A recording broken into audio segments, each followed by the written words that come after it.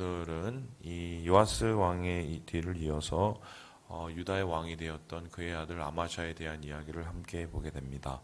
요아스 왕에 대한 이야기를 보면서 여러분 무엇을 느끼셨나요? 한 사람의 인생이 이렇게 처음과 끝이 다를 수 있을까? 처음에 연약함 가운데 하나님 앞에 경외함과 겸비함을 가지고 여호야다와 함께 종교개혁을 이루고 유다 가운데 하나님의 원하시는 뜻을 세웠던 그가 집정 말기 때 여호야다의 죽음 이후에 자기가 이뤄놓은 개혁의 성과를 완전히 반대로 돌려버리고 그리고 스스로 세운 것을 스스로 무너뜨려버리는 말 그대로 용두사미 엉망진창의 삶을 살게 되었죠. 그렇게 된 이유가 무엇이었습니까? 그의 마음의 뿌리죠. 믿음의 뿌리가 깊지 못했었기 때문입니다. 사람을 쫓아 살아다니는 사람을 쫓아서 세워지는 신앙은 항상 이 모양이죠. 영향력을 주는 사람이 내 옆에 있었을 때는 눈치를 보고 또 영향을 받고 그나마 뭔가 하나님이 원하시는 일들을 이루어 갑니다. 하지만 반대로 그 사람의 영향력이 사라지고 그 사람이 죽고 혹은 부재했을 때 자기의 마음속에 감춰져 있던 욕망들과 욕심들이 올라오게 되지요. 특별히 이 요아스의 경우는 그랬던 것 같습니다.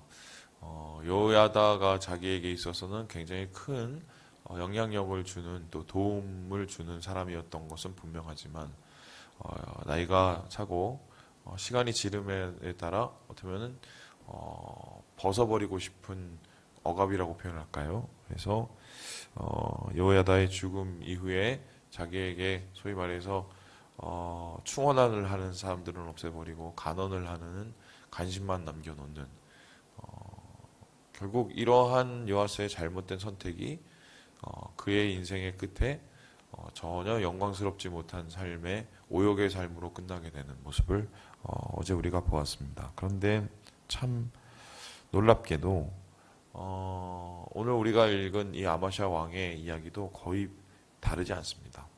요아스가 지었던 죄를 거의 비슷하게 짓고 혹은 요아스가 누렸던 뭐 승리 혹은 뭐 개혁을 비슷하게 이루는 근데 솔직히 말하면은 아버지보다는 못한 왕이었죠. 아버지보다 못한 개혁, 아버지보다 못한 끝을 맞이하게 되었는데요. 자, 그렇다면 오늘 이 아마샤의 오늘 이야기를 보면서 그의 인생에 어떤 일들이 있었는지를 좀 함께 드려보도록 하겠습니다. 예, 우리 25장 1절의 말씀을 같이 한번 읽어보겠습니다. 1절 말씀입니다. 시작. 아마샤가 왕위에 오를 때에 나이가 25세라. 예루살렘에서 29년 동안 다스리니라. 그의 어머니의 이름은 여호아다니요 예루살렘 사람이더라. 지금 이 아마샤가 왕이 되었다는 것 자체가 이미 좀 아이러니입니다. 왜냐하면은 요아스라는 그의 아버지가 암살을 당했어요. 정확하게 따지면은 이 반역자들에 의해서 이 죽임을 당했는데요. 그러면은 보통 이렇게 자기 요아스라는 왕을 죽인 자들은 그의 아들을 왕으로 세우려는 것을 꺼려할 수 있겠습니다. 왜냐하면 언제 어떻게 다시 그 칼이 자기한테 돌아오질 수 있다는 생각 때문인데 이상하게 아마샤를 다시 왕에 세웁니다. 25세의 왕을 세워서 29년 동안 왕위에 있게 되는데요. 이것은 이 요아스를 이 암살한 자들이 혹은 뭐 이들의 입장에서는 뭔가 정리한 자들이 여호야다의 무리였기 때문이에요. 이게 무슨 소리냐면 여호야다는 제사장입니다. 그리고 그냥 제사장이 아니라 율법에 근거한 제사장이었어요. 그러면 율법에 근거하여 보았을 때 요아스가 지금 잘못된 길을 걸었기 때문에 그를 죽일 수 있는 명분이 있었고요. 그리고 율법에 근거해서 본다면 어떤 이 말씀이 있냐면 아버지의 죄를 아들에게 묻지 말라는 법이 있습니다. 그러니까 연좌죄를 금지한 건데요. 그렇다면은 요아스라는 왕이 지은 죄를 그의 아들 아마샤에게 전가하는 것은 율법적으로 잘못된 것이 되어버리죠. 그러니까 뭐 어쨌든 명분이 율법 율법에 대한 다시 이 회복이었기 때문에 요아스를 내려앉히고 그 율법에 의해서 다시 그의 아들에게 기회를 주는 이런 모습이 나타나게 됩니다. 이런 상황 속에서 이 아마샤가 왕에 오렸을 때 분명히 불안했을 것이 확실하지요. 왜입니까? 아버지가 죽는 것을 분명히 들었을 것이고 보았을 것이기 때문입니다. 그리고 그의 왕권 초기에 이 여호야다의 그 무리들, 그러니까 제사장 그룹의 무리들의 이 많은 이 간섭을 받았을 것도 분명하고요. 하지만 나라가 건재하기 시작하고 어느 정도 힘이 생기기 시작하면서 그 사람들이 이제 아마샤가 이제 실제적인 자기의 일들을 시작하게 되는데요. 우리 함께 우리 4절의 말씀을 같이 한번 읽어보겠습니다. 4절의 말씀입니다. 시작. 그들의 자녀들은 죽이지 아니하였으니 이는 모세의 율법책에 기록된 대로 함이라. 곧 여호와께서 명령하여 이르시기를 자녀로 말미암아 아버지를 죽이지 말 것이요 아버지로 말미암아 자녀를 죽이지 말 것이라. 오직 각 사람은 자기의 죄로 말미암아 죽을 것이니라 하셨더라. 그러니까 지금 그 아버지를 죽인 사람들에게 일종의 복수를 하죠. 복수를 하고 단 자기에게 베풀었던 그 율법의 긍휼을 그들에게도 그대로 적용합니다. 그래서 그들의 죄는 그들에게 묻고 반란의 죄와 모반의 죄였겠죠. 그리고 그들의 죄를 그 자녀들에게 묻지 않는, 그래서 율법의 테두리를 벗어나지 않는 행동을 보이게 됩니다. 이러한 모습을 가리켜서 2절에 보니까 정직하게 행하였다. 정직하게 행하였다라고 말을 합니다. 정직하게 행하였다. 그러니까 이 정직이라는 말은 어떤 말입니까? 율법에 합당하게 행하였다. 그러니까 그의 행동과 그의 정치적인 이 초반의 행위들이 율법에 합당한 행위였다는 것입니다. 그런데 그의 끝이 온전하지 못했어요. 그의 끝이 아버지처럼 무너졌단 말입니다. 그 이유는 무엇인가? 뒤이어서 25장 2절에 말을 하기를 온전한 마음으로 행하지 아니하였다 얘기했어요. 그러니까 이것을 한번 정리해 봅시다. 행동은 율법적이에요. 행동은 굉장히 정직해요. 행동은 그리고 하나님이 원하시는 것을 하는 것 같아요. 하지만 그의 마음 자체는, 그의 중심은 온전한 마음이 아니었다. 그러니까 율법의 마음의 중심이 없었다는 것입니다. 그러면 이거를 반대로 표현하는 무엇입니까? 어떤 행동을 해도 마음에서 우러나는 행동이 아니에요. 마음에서 우러나는 행동이 아니라는 것은 어떻습니까? 사람의 눈을 보고 하는 행동입니다. 그럼 사람의 눈을 보고 하는 행동은 어떻게 돼요? 사람에 따라서 그 행동이 달라지게 돼요. 그래서 어떻게 보면 요아스라는 왕이 사람을 쫓아 이 신앙생활을 하다가 그의 끝이 흔들렸던 것처럼 이 아마샤도 똑같게 그의 중심과 마음에서 우러나는 행동이 아닌 사람들의 눈치를 보고 사람들에 쫓겨서 살아가는 그 행동 끝에 결론적으로 그의 마음이 흔들릴 수밖에 없다. 그래서요, 그 예레미야는 분명히 우리에게 말을 하기를 그 얘기를 했습니다. 율법이란 도대체 무엇이냐, 율법의 정신은 도대체 무엇이냐 했었을 때 그것은 그냥 돌판에 적혀 있는 그런 율법이 중요한 게 아니라 우리의 마음판, 신비라고 그러죠. 옛날에 그 개역 한글판에는 신비에 적혀진, 신비에 새겨진 마음에서부터 우러나오는 그 율법이 중요하다라고 했습니다. 그렇다면 그 마음에서 우러나오는 율법의 정신은 도대체 무엇이겠습니까? 이미 하나님께서 신명기 6장에 모세를 통하여서 말씀하였듯이 6장 5절을 보면 어떻게 해요? 들으라 이스라엘, 하나님은 한 분이시다. 그래서 하나님에 대해서 어떻게 하냐? 너희가 모든 것을 다해서 하나님을 사랑하라. 그러니까 마음속에서 하나님을 존중하고 사랑하고 경외함으로부터 모든 행동이 흘러나오는 게 정상적인 행동인데, 이게 안에서부터 밖으로 흘러나오는 것이 아니라 밖에서부터 흘러나오는 모습이 돼버리면, 밖으로부터 흘러나오면 이건 마저 수박 겉핥기죠. 그래서 열심히 신앙생활을 하고 열심히 교회를 다니고 열심히 무슨 여러 가지의 뭐 교회에 헌신을 해도 마음으로부터 하나님을 경외하고 존중함으로부터 흘러나오는 신앙을 갖지 못하면 사람의 인정을 받는 것이 중요하고 사람의 평가가 중요하고 사람의 말이 중요하게 됩니다. 그러면 이 신앙은 결론적으로 어떻게 하면 오늘 아마샤의 신앙처럼 정직하게 행하기는 할 수는 있지만 마음이 온전하지 못하는 신앙이 돼버린 거죠. 그래서 처음과 끝이 다를 수밖에 없는 뿌리가 깊지 않는 신앙이 되는 것입니다. 그래서 이러한 신앙이 실제적으로 그의 삶 가운데 나타나는데요. 우리 함께 말씀을 같이 한번 읽어보겠습니다. 우리 6절의 말씀입니다. 6절을 같이 읽어보죠. 시작. 또 은 100달란트로 이스라엘 나라에서 큰 용사 10만 명을 고용하였더니 어느 정도 자기 왕위가 경고히 세워지고 난 다음에 아마샤가 에돔과의 전쟁을 시작을 했어요. 어제 저녁 예배 때 여러 번 말씀드린 것처럼 에돔과의 전쟁을 크게 치렀던 이유는 뭐냐면 무역의 진출로를 찾기 위해서인데 그가 점령한 세라 지금의 이 페트라라는 지역은 당시에 그 향료를 파는 무역 향들이 이제 그 허브죠. 중심지였을 뿐만 아니라 그 페트라로 가는 길을 확보를 하게 되면 솔로몬이 세웠던 엘랏이라는 그 항구, 그래서 무역 진출로뿐만 아니라 바닷길이 열릴 수 있는 길이었기 때문에 이것을 어떻게 보면은 굉장히 치밀하게 준비를 하면서 점령을 해가죠. 그런데 그 점령의 방법, 이 공격의 방법이 전혀 하나님적이지 못했던 게 하나님 앞에 먼저 묻고 하나님의 뜻을 구하고 그게 아니라면 최소한 하나님의 허락을 구하면서 이 전쟁을 준비했어야 되는데 이미 자기가 세워놓은 결정에 그냥 하나님은 그냥 잠시 거들 뿐이죠. 그리고는 이미 자기가 세워놓은 방법에 따라서 북이스라엘에 부탁을 하고 10만 명의 병사를 이 100달란트를 주고 어마어마한 금액이죠. 데리고 옵니다.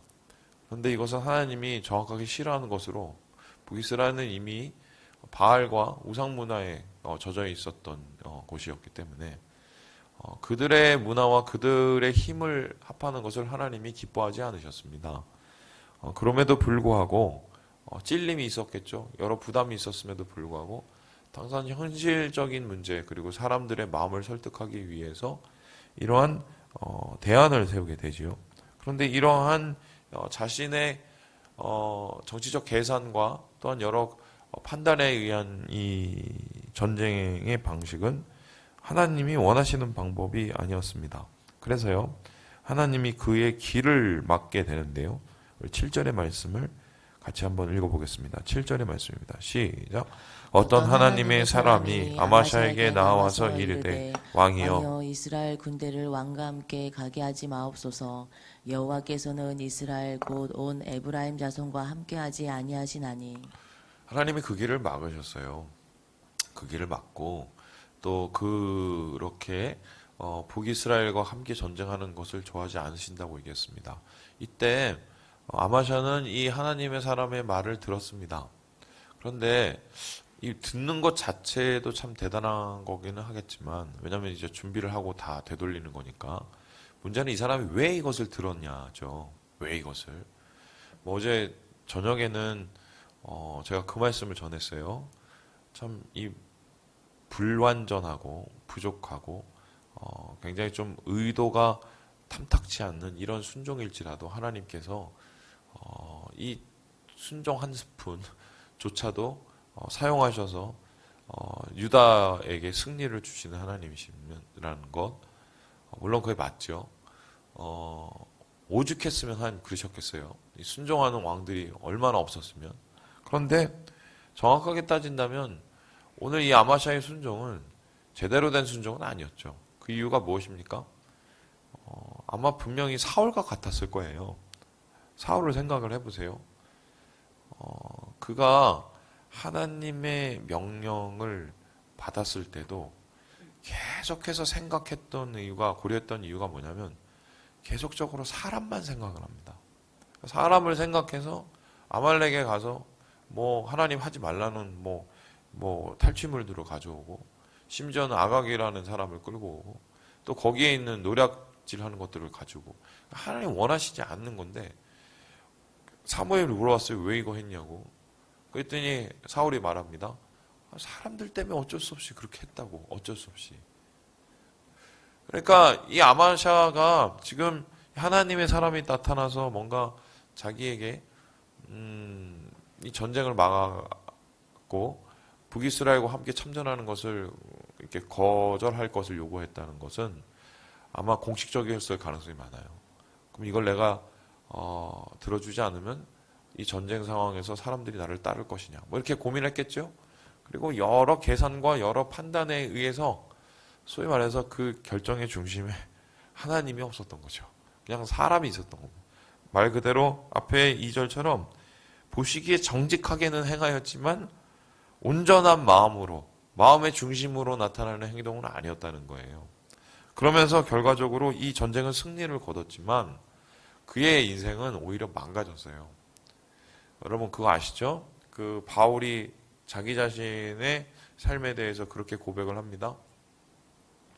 내가 지금 주를 열심히 전하고 예수 그리스도를 열심히 전하여도 내 중심이 온전치 못해서 나중에 하나님께 버림을 받을까 두렵다고 얘기를 해요. 그건 뭐야겠어요?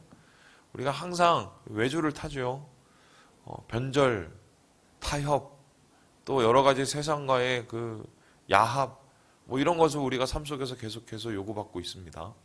이 상황 속에서 하나하나를 우리가 선택해야 될 때 우리의 중심에 온전히 하나님을 따르고 하나님의 일을 이루기 원하는 마음이 있는가 하면 반대로 굉장히 세상적인 계산, 현실적인 여러 가지 상황을 고려하게 되지요.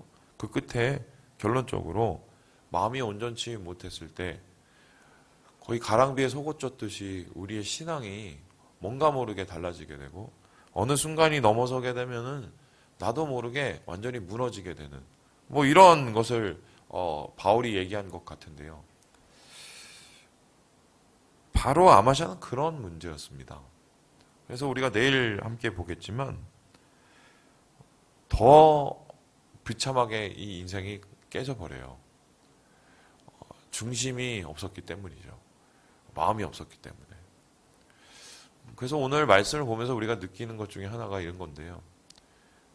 우리가 좀 어떤 행동을 할 때 굉장히 결과론적이죠. 생각을 해봅시다. 야, 이번 전쟁에 나가서 이겼어. 하나님이 뭐 역사해 주셨어. 결과론적입니다. 그래서 어떤 행동에 대해서 어떤 결과를 바라보면서 그 결과에 뭔가 만족하고 치중하려는 것이 있어요. 근데 성경은요, 전혀 반대입니다. 결과는 중요하지 않아요. 그 시작과 그 중심에 비해서. 그 시작과 중심이 준비되어진다면 당장의 열매와 당장의 여러 이 성과가 이루어지지 않아도 하나님께서 인정하시는 길을 가기 때문에 언젠가는 그 열매를 거두게 됩니다.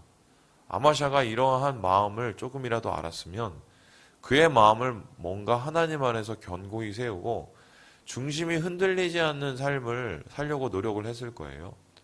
보이는 것, 드러나는 것, 열매 맺는 것에 치중하기보다는 자기 마음이 하나님 앞에 온전해지기를 위해서 더 노력을 했겠죠. 하지만 아마샤는 그러지 못했습니다.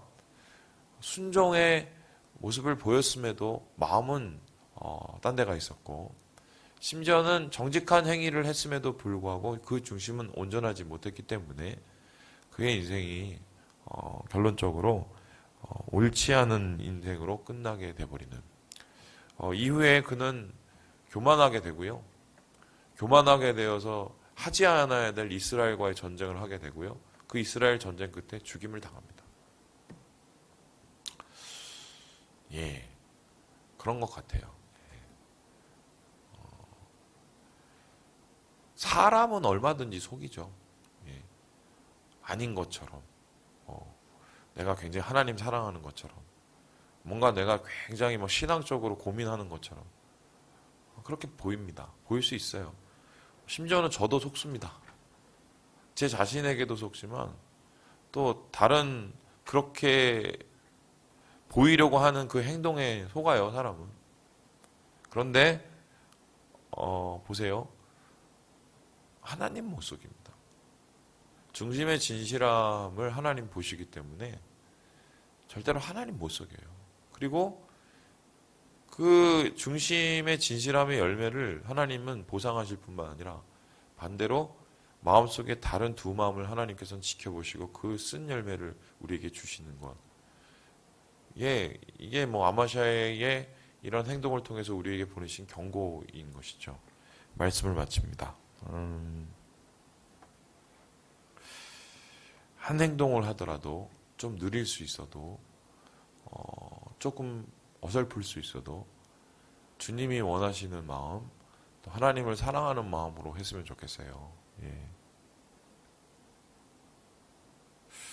예배를 드릴 때도 마찬가지입니다. 기도를 할 때도 마찬가지입니다. 요즘에 예배와 기도는 더 개인적이 됐습니다. 예전에는 뭐 나와서 보여야 되고 나와서 뭐 기도하는 척이라도 해야 되는데 요즘에 안 그래도 되거든요. 이 코로나 때문에 자유로워졌죠. 이때 우리의 중심이 드러납니다, 여러분. 중심이. 그래서 진심으로 주님을 사랑하는 마음, 그 마음으로 여러분의 자리에서 하나님 예배하시고 또 기도하는 것을 잊지 마시고 또 교회를 위해 기도하고 헌신하는 마음을 잊지 말아 주셔서 주님이 주시는 이 순종의 열매 그리고 진실함의 열매를 누리시는 오늘 하루 되길 주님의 이름으로 축원합니다.